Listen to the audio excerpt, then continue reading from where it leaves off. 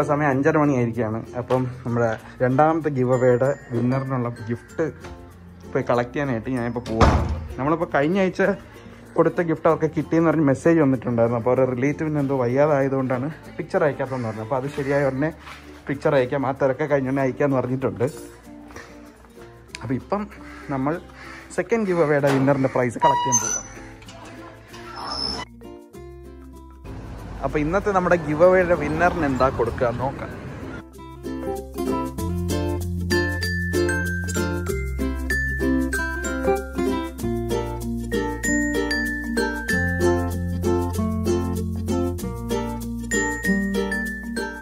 ഇപ്പം എന്താ നമ്മുടെ അടുത്ത ഗിവ് അവേയുടെ വിന്നറിന്റെ പ്രൈസും കിട്ടിയിരിക്കുകയാണ്.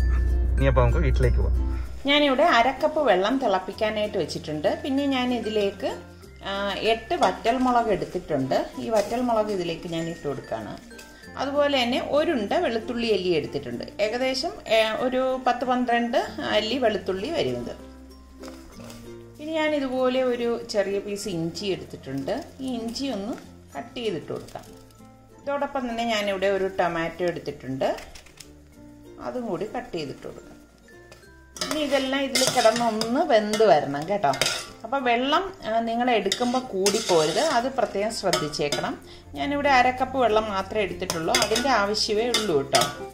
അപ്പോൾ ഇതിവിടെ ഇരുന്ന് വേകുന്ന നേരം കൊണ്ട് നമുക്ക് സവാളയൊന്ന് വഴറ്റിയെടുക്കാം. അപ്പോൾ ഞാൻ ഇതിലേക്ക് വേണ്ടിയിട്ട് അത്യാവശ്യം വലിപ്പമുള്ള 2 സവാള എടുത്തിട്ടുണ്ട്. ഇത് നമുക്കൊന്ന് സ്ലൈസ് ചെയ്തെടുക്കാം. സവാള നമ്മൾ 2 എണ്ണത്തിൽ കൂടേണ്ട ആവശ്യമില്ല കേട്ടോ, ഇത്രയും മതിയാവും.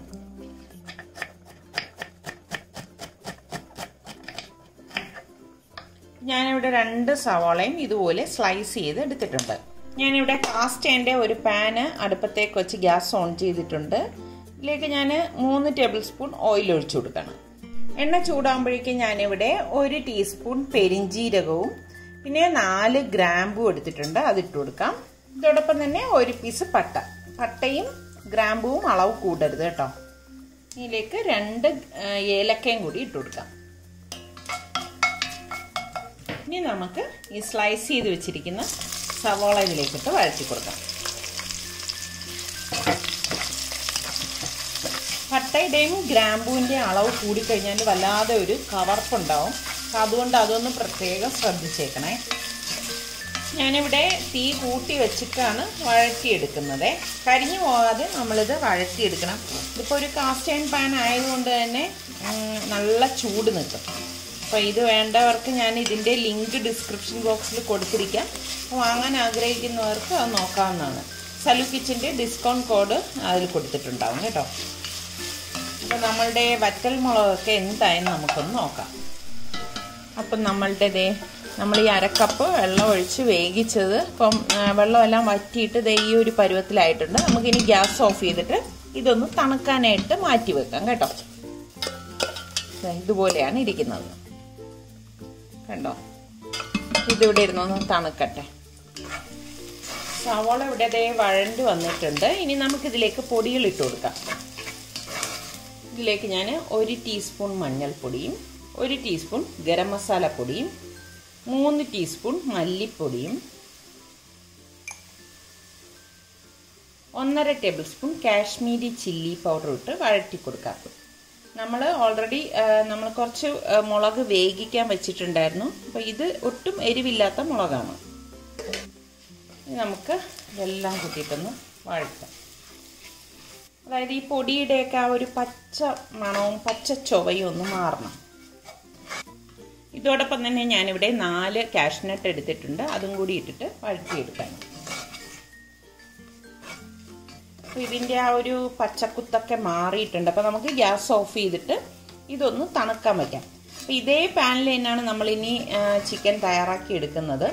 ഇതൊന്ന് തണുത്ത ശേഷം നമുക്കൊന്ന് അരച്ചെടുക്കണം. അപ്പോൾ ആദ്യം ഇതൊന്ന് തണുക്കട്ടെ. അപ്പോൾ ഇവിടെ അതായത് വറ്റൽമുളകും വെളുത്തുള്ളിയും എല്ലാം നമ്മൾ വേവിച്ച് വെച്ചത് തണുത്തിട്ടുണ്ട്. ഇത് നമുക്ക് ഈ മിക്സിയുടെ ജാറിലേക്ക് ഇട്ട് കൊടുക്കാം. അതിൽ അതായത് കുറച്ച് ചാറുണ്ടെങ്കിൽ അതോടുകൂടി തന്നെ ഇതിലേക്ക് ഇട്ട് കൊടുത്താൽ മതി കേട്ടോ.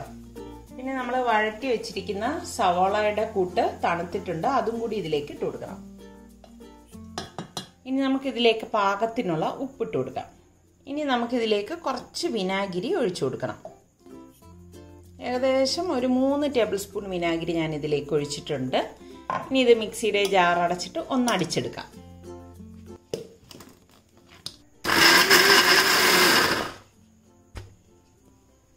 ഇത്രയും മതിയാവും. ഇതിപ്പോൾ ഞാൻ നന്നായിട്ട് അരച്ചെടുത്തിട്ടുണ്ട്. കണ്ടോ, ഇതുപോലെ അരച്ചെടുക്കണം. ശരിക്കും നല്ല ഒരു ഓറഞ്ച് പേസ്റ്റായിട്ട് അരഞ്ഞു വന്നിട്ടുണ്ട്. ഇതിൻ്റെ കൂടെ കഴിക്കാൻ വേണ്ടി ഞാൻ സിമ്പിളായിട്ടുള്ള തേങ്ങാപ്പാൽ ചോറാണ് ഉണ്ടാക്കാൻ പോകുന്നത്. അപ്പോൾ അതിന് വേണ്ടി ഞാൻ ഈ മെഷറിംഗ് കപ്പിൽ തന്നെ 250 ml കപ്പാണ് 3 കപ്പ് ജീരകശാല റൈസ് ഒരു പാത്രത്തിലേക്ക് ഇട്ടിട്ട് നന്നായിട്ടൊന്ന് കഴുകി എടുത്തിട്ട് വരാൻ പോവുകയാണ്.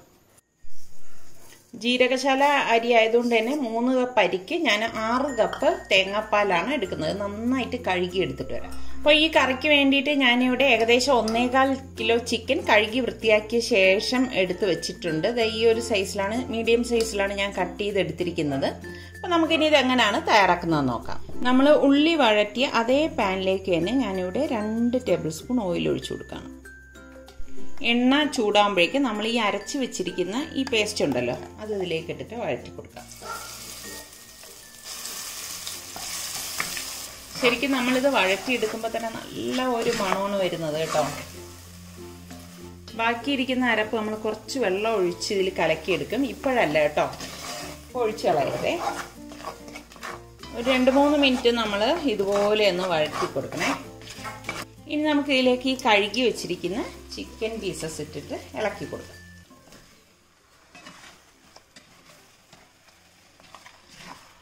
ഇതുപോലെ നന്നായിട്ട് മിക്സ് ചെയ്ത ശേഷം നമുക്കിത് മൂടി വയ്ക്കാം. ഒരു 5 മിനിറ്റ് മൂടി വയ്ക്കണം കേട്ടോ. അപ്പോൾ ഇത് 5 മിനിറ്റ് ആയിട്ടുണ്ട്. ഞാൻ ഇടയ്ക്കിടയ്ക്ക് ഇളക്കി കൊടുത്തുകൊണ്ട് ഇരുന്നിട്ടുണ്ടായിരുന്നു. നന്നായിട്ട് വീണ്ടും ഒന്ന് മിക്സ് ചെയ്ത് കൊടുക്കാം. ശരിക്കും ഇതിങ്ങനെ തുറക്കുമ്പോൾ തന്നെ നല്ല സൂപ്പർ മണമാണ് കേട്ടോ. ഇനി ഇതിലേക്ക് ഞാൻ ഈ മിക്സിയുടെ ജാറിലേക്ക് 1/2 കപ്പോളം വെള്ളം ഒഴിച്ചിട്ട് കലക്കി ഇതിലേക്ക് ഒഴിച്ചു കൊടുക്കണം. ഈ സമയത്താണ് നമ്മൾ ഇതിലേക്ക് മിക്സിയുടെ ജാറിൽ വെള്ളം ഒഴിച്ചിട്ട് ഒഴിച്ചു കൊടുക്കുന്നത് കേട്ടോ.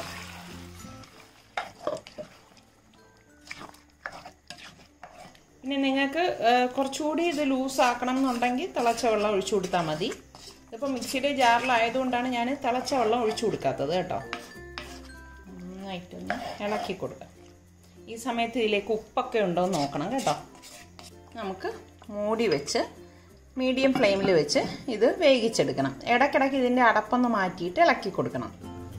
അപ്പം ഈ ഒരു കോക്കനട്ട് റൈസിന് വേണ്ടിയിട്ട് ഞാൻ വെളിച്ചെണ്ണയാണ് എടുക്കുന്നത്. കാസ്റ്റ് ചെയ്യേണ്ട ഒരു പാൻ അടുപ്പത്തേക്ക് വെച്ചിട്ട് ഞാൻ ഇതിലേക്ക് 3 ടേബിൾ സ്പൂൺ വെളിച്ചെണ്ണ ഒഴിച്ചു കൊടുക്കുകയാണ്. ഞാനിതിലേക്ക് സവോള ചെറുതായിട്ട് അരിഞ്ഞെടുത്ത് വെച്ചിട്ടുണ്ട്. ഒരെണ്ണമാണ് എടുത്തിരിക്കുന്നത്. അത് ഇതിലേക്ക് ഇട്ട് കൊടുക്കാം. അതുപോലെ തന്നെ ഒരു പച്ചമുളകും വട്ടത്തിൽ അരിഞ്ഞെടുത്തിട്ടുണ്ട്. അതും കൂടി ഇട്ടൊന്ന് വഴറ്റി കൊടുക്കാം. ഹൈ ഫ്ലെയിമിൽ വെച്ചിട്ടാണ് ഞാനിത് വഴറ്റുന്നത് കേട്ടോ.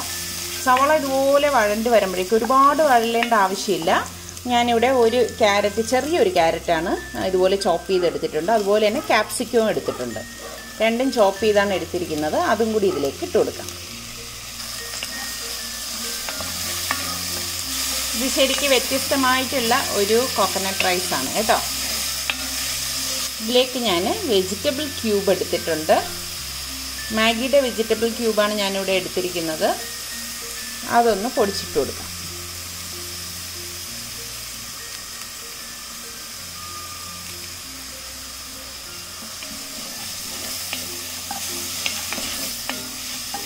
ഇതിലേക്ക് ഇനി ഞാൻ 1/2 ടീസ്പൂൺ ഗരം മസാല പൊടിയും 1/4 ടീസ്പൂൺ ഗാർലിക് പൗഡറും 1/4 ടീസ്പൂൺ കാശ്മീരി ചില്ലി പൗഡറും കൂടി ഇട്ടിട്ട് ഇളക്കി കൊടുക്കണം.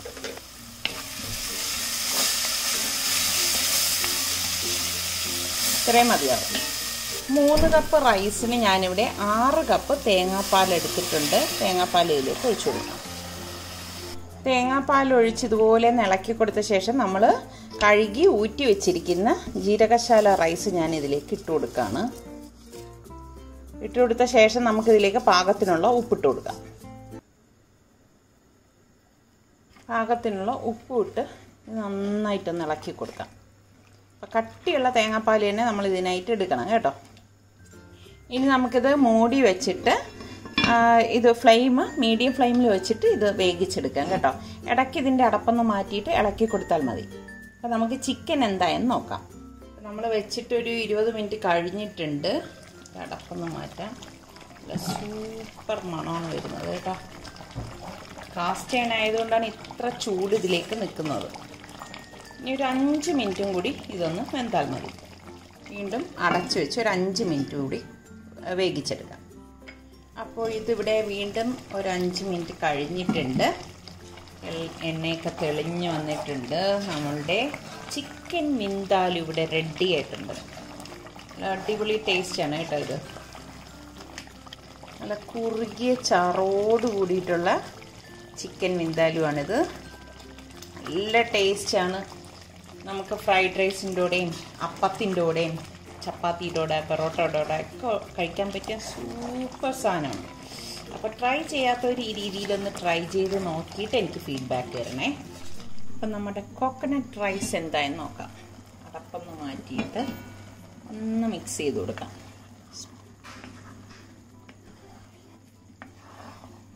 റെഡിയായി വരുന്നുണ്ട്. ഇതും കാസ്റ്റ് അയൺ പാൻ ആയതുകൊണ്ട് തന്നെ നന്നായിട്ട് റെഡിയായിട്ട് കിട്ടും കേട്ടോ. ഇടയ്ക്ക് ഇതിൻ്റെ അടപ്പൊന്ന് മാറ്റിയിട്ട് നമുക്ക് കുറച്ച് കറിവേപ്പിലയിലേക്ക് ഇട്ട് കൊടുക്കാം.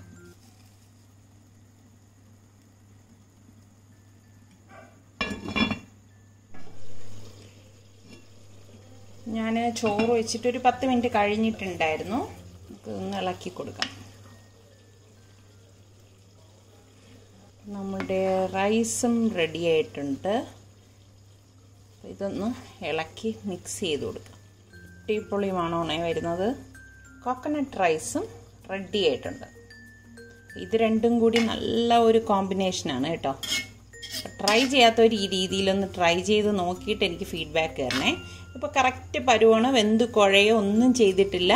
ഇത് ഒന്ന് തണുക്കുമ്പോഴേക്ക് ശരിക്കും റൈസ് വിട്ട് വരും. ഇതിപ്പോൾ നമ്മളുടെ ജീരകശാല റൈസ് ആയതുകൊണ്ട് തന്നെ വേറൊന്നും പറ്റത്തില്ല കേട്ടോ. നിങ്ങൾ ബസ്മതി റൈസ് നീളത്തിലുള്ളതാണ് എടുക്കുന്നതെങ്കിൽ ഇതുപോലെ ഇളക്കി കളയരുത്. അങ്ങനെ ഇളക്കി കഴിഞ്ഞാൽ അത് പെട്ടെന്ന് പൊടിഞ്ഞു പോകും. പക്ഷേ ജീരകശാല റൈസ് ഒന്നും പറ്റത്തില്ല കണ്ടോ. കറക്റ്റ് കൺസിസ്റ്റൻസിയാണ്. അപ്പം നമുക്കിത് ചൂടോടുകൂടി തന്നെ സെർവ് ചെയ്യാം. വളരെ വ്യത്യസ്തമായിട്ടുള്ള ഒരു കോക്കനട്ട് റൈസും ചിക്കൻ വിന്താലും ഇവിടെ റെഡി ആയിട്ടുണ്ട്. ഇത് രണ്ടും നല്ല അടിപൊളി കോമ്പിനേഷനാണ് കേട്ടോ. അപ്പോൾ ഈ രീതിയിൽ ട്രൈ ചെയ്ത് നോക്കാത്തവർ ട്രൈ ചെയ്ത് നോക്കിയിട്ട് എങ്ങനെയുണ്ടെന്ന് ഫീഡ്ബാക്ക് തരണേ. കുട്ടികൾക്കൊക്കെ ഇത് എന്തായാലും ഇഷ്ടപ്പെടും. അപ്പോൾ ഇനി നമുക്ക് അടുത്ത നല്ല റെസിപ്പിയുമായി വരുന്നത് വരെ എല്ലാവർക്കും ബൈ.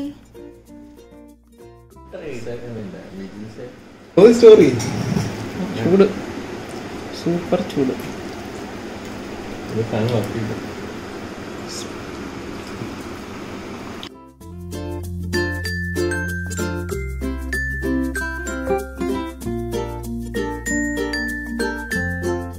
ഇന്നത്തെ പത്രം കണ്ടപ്പോഴാണ് ശരിക്കും പറഞ്ഞാൽ ഒരു സമാധാനമായത്. ബുറൈവി ചുഴലിക്കാറ്റിന്റെ തീവ്രത കുറഞ്ഞിട്ടുണ്ടെന്നാണ് അതിലുള്ളത്. എന്തായാലും ഒരു ദുരന്തവും ഉണ്ടാകരുതേ എന്ന് നമുക്ക് എല്ലാവർക്കും പടച്ചവനോട് പ്രാർത്ഥിക്കാം.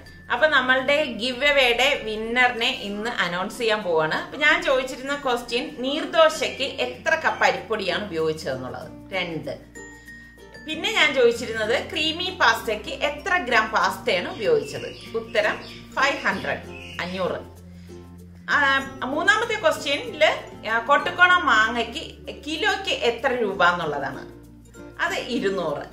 അപ്പോൾ ഞാൻ എപ്പോഴും നിങ്ങളുടെ അടുത്ത് പറയും, നിങ്ങൾ ആ ഡിജിറ്റ് മാത്രമേ എഴുതാവൂ, കപ്പെന്നും ഗ്രാം എന്നും ഒന്നും ഇതിന്റെ കൂടെ എഴുതരുതെന്ന് പറയുന്നുണ്ടായിരുന്നു. എന്നാലും കുറെ പേര് അങ്ങനെയൊക്കെ എഴുതിയിട്ടുണ്ട്. അപ്പൊ ഇനിയെങ്കിലും നിങ്ങൾ വരുന്ന ഇതുപോലത്തെ കോൺടെസ്റ്റിൽ പങ്കെടുക്കുമ്പോൾ അതൊക്കെ ഒന്ന് ശ്രദ്ധിച്ചേക്കണം കേട്ടോ.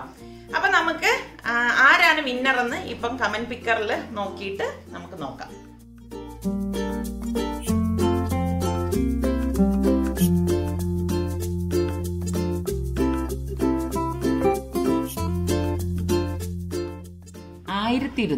അല്ലെ 1200 269 പേരാണ് ശരി ഉത്തരം എഴുതിയത്. അപ്പൊ നമുക്ക് നോക്കാം ആരാണ് വിന്നർ എന്നുള്ളത്. ബാക്കിയൊക്കെ കപ്പ് എന്നൊക്കെ എഴുതിയോണ്ടാണ്. അതെ. അപ്പൊ നമ്മളുടെ വിന്നർ ബബിത ഷറഫ്. കൺഗ്രാറ്റ്സ് ബബിത. അപ്പം ഈ ഒരാള് വിന്നർ ആയിന്ന് കരുതി ആരും വിഷമിക്കണ്ട. ഇനിയും നമ്മളുടെ സലു കിച്ചണിൽ നല്ല നല്ല ഗിവ് അവേസ് ഒക്കെ വരുന്നുണ്ട്. അപ്പൊ എല്ലാവരും പാർട്ടിസിപ്പേറ്റ് ചെയ്യണം. പിന്നെ പാർട്ടിസിപ്പേറ്റ് ചെയ്യുന്നവർ തീർച്ചയായിട്ടും നമ്മളുടെ സലു കിച്ചൺ സബ്സ്ക്രൈബ് ചെയ്തവരായിരിക്കണം കേട്ടോ. ചെയ്യാത്തവരാണെങ്കിൽ ഒന്ന് ചെയ്തിട്ട് ഇതിലേക്ക് പങ്കെടുക്കണേ. അപ്പോൾ അടുത്ത വീഡിയോയിൽ പുതിയ നമ്മള് ഗിവ് അവേ ഉണ്ടായിരിക്കും. അപ്പൊ എല്ലാവരും പങ്കെടുക്കണേ.